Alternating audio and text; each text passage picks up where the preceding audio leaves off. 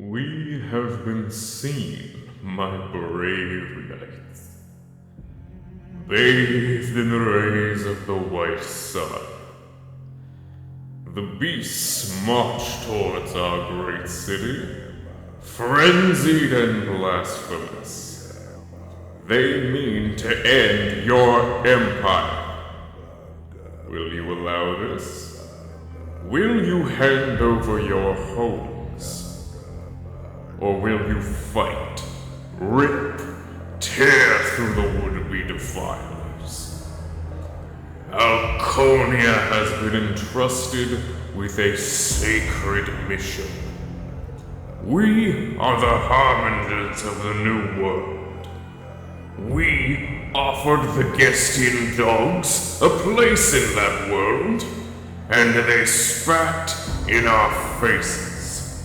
We will make them regret their heresy. My brave knights, you wield Ignan's fire. You cast Duran's stones, and you fly on Visonia's wings. In the name of the All-Seer, let the white sun gaze into you. Feel its embrace, and divest everything. Let us vanquish those who walk in darkness.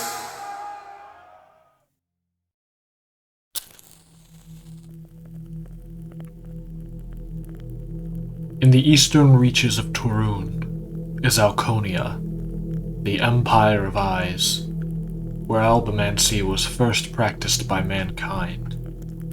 The Empire is led by those in the capital city of Lescat, within the Great Wall between the hills of the Yellow Vineyards. Tall, crooked cathedral spires reach from within like outstretched arms. A variety of sounds escape, chants, fire, and others I cannot describe. Allow me to tell you the history of this place. Most of the writings I have found on the Empire are written in an ancient Alconian tongue. I have done my best to translate the passages, but the product has come out with many gaps. I cannot assure you that my translations are without inaccuracy, but should I have given misinformation, I will be sure to make note. The writing I present is also a product of my time within Lescat, hiding in the shadows and observing. I have taken note of many of the things I saw, whether they made sense or not. Should I not describe the things I saw in that place, know that it is because I do not understand them myself. The history I have gathered goes as far back as when the emissaries opened the White Gate and presented Alconia with albumancy, centuries ago. The White Gate is said to be the threshold from which white matter pours. It was created by the emissaries, the first practitioners of albumancy. They are described as tall humanoids with abnormally long arms. In artistic depictions, they wear yellow hooded robes. I do not know what they said to the Alconians, but the folk who met with them are all cited saying the same thing. White Sun has seen us. This is the first record of the White Sun entity. When word spread across the territories, no one understood what it meant, and Alconia did not elaborate. In recent years, as the Empire has grown, we have come to understand these few things. The White Sun is seen as a god figure to the Alconians. They believe the White Sun sent the emissaries to teach them the ways of albumancy, and they believe that the White Sun will grant them some form of enlightenment. Imagery of the White Sun can be found all around the Empire, especially in Lescat. In art and sculpture, it is portrayed as a large star with finger-like protrusions and a glowing speck. It is unclear whether this is how the White Sun truly appears, or if it is some sort of sigil.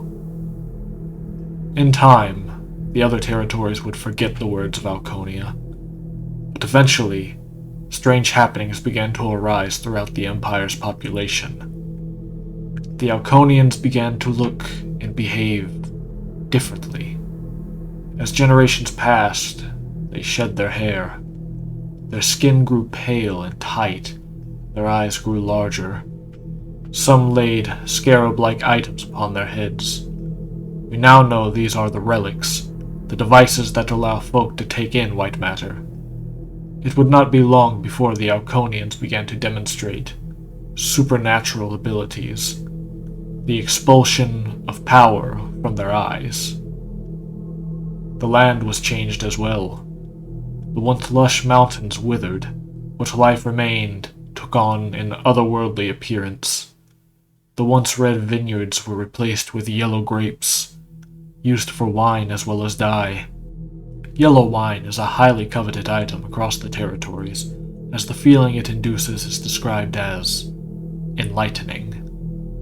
I have yet to partake myself, but I will be sure to document my experience should I ever have the pleasure.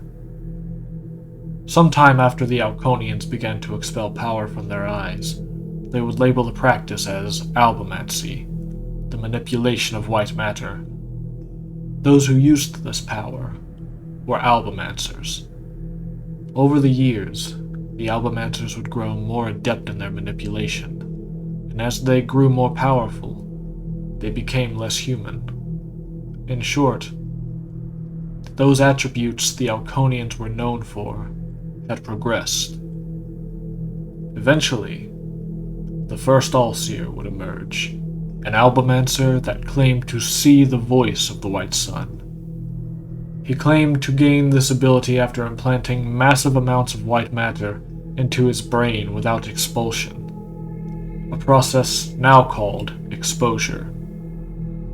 Throughout history, more Albumancers would practice exposure in an attempt to gain an audience with the White Sun, to learn things that cannot be described. But for every Albumancer that claimed to see the voice, 100 lost their minds. The Albumancer who had the strongest connection would be named Allseer, Emperor of Alconia.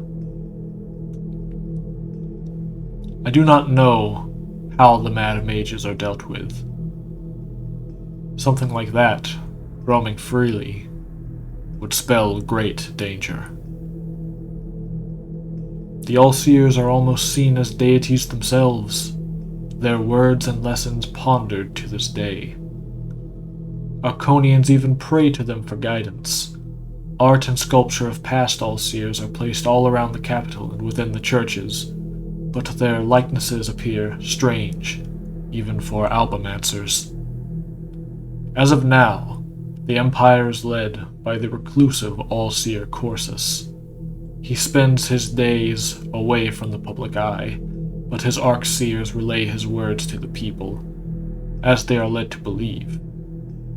Should he still live, he will have ruled for nearly a century. Under his leadership, Alconia has grown twice in size, and its military has grown even larger, with more Albumancers and foot soldiers than ever before. Faith has always played a large role in the culture of the Empire, but I cannot help but think it may have escalated.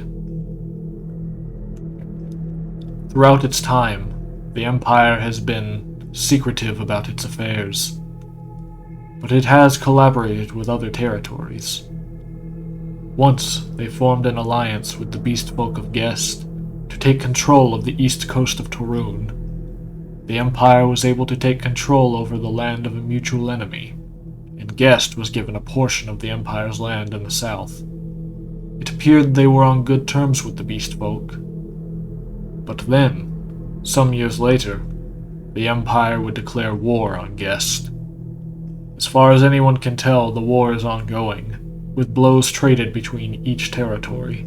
The battles take place in the villages and fields in between each nation's capital. I've seen what these battles do firsthand. Beast folk pinned to the grounds with black swords, their eyes gouged from their sockets. I saw a white fire rain down on a homestead, and I saw the silhouettes of creatures stealing corpses in the night. The only answer I can find to the reason behind this war is that Guest betrayed the Empire and the White Sun. As for how, I have yet to find out. This is about all I have on the topic of the Empire. No. There is one more thing.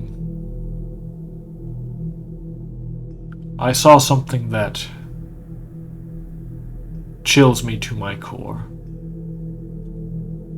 No person ever sees me, but that thing did. I was watching as the townfolk gathered at the cathedral, and I saw something in the window, so still I thought it may have been nothing. Yet it was staring at me. I can't quite describe it, but it saw me. That feeling of being watched has not left me since. I've never seen anything quite like it. I'm happy to have taken note of it, yet I still fear what it may imply about Alconia. Could this be what enlightenment entails? Every discovery brings with it more questions. What is enlightenment to the Empire? Why have they started this mysterious war? What are they truly up to? I do not yet know. All I know for sure is that I must keep recording. Until next time, my friends. This place is maddened. Try not to lose yourself.